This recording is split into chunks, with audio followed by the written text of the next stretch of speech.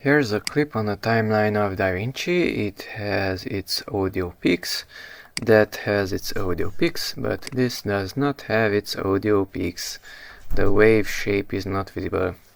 So come here to File, Project Settings, Shift 9 is the hotkey.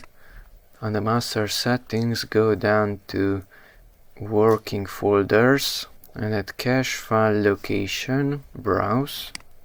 Delete that audio, cancel,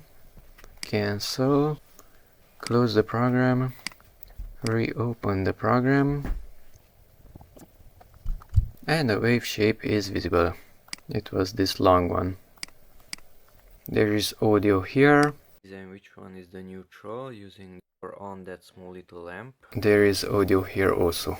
So if the audio peaks are missing, try to go to the project settings and at cache file location delete the audio folder and restart the program.